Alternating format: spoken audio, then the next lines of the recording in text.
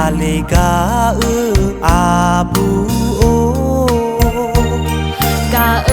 chế họ mà em nhà ni ở đâu cả nhà à đô nê cả chế à chút sự bia mai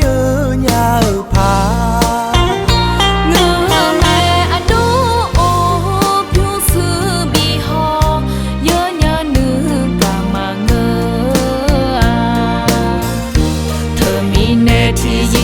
cả nữ cả mà phai sa ya gì mà mi ye messi anh nhớ sa ya gì mà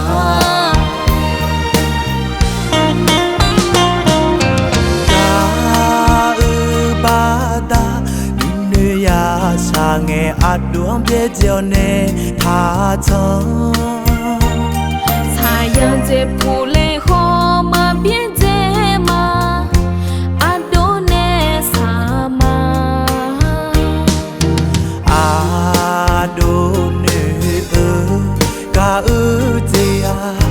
chút sự bia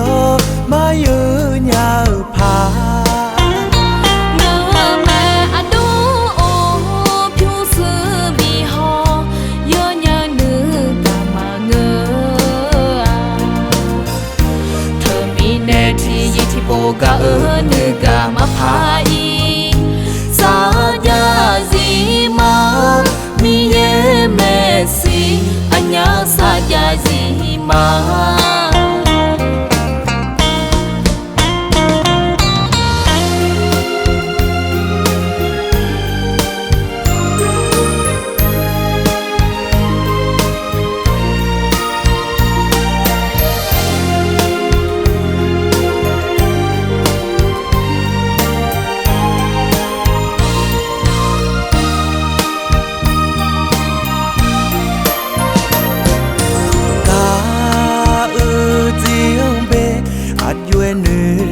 lì cả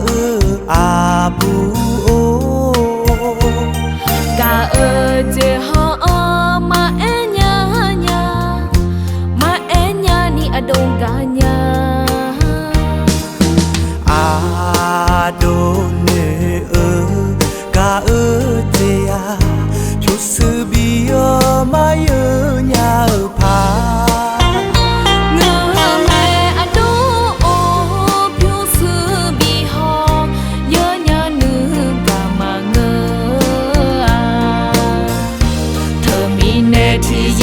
cả nữ cả mà phai sa ya gì mà mi ye messi anh nhớ sa ya gì mà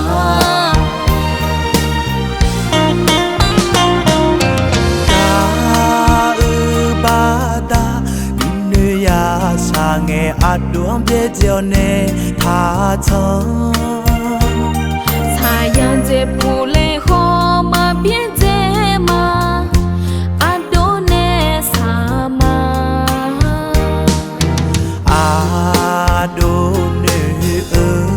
cả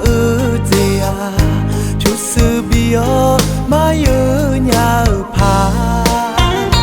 ngơ mẹ adu chút sự bi ho nhớ nhà nữ cả mà ngơ thơ mi nè thì po cả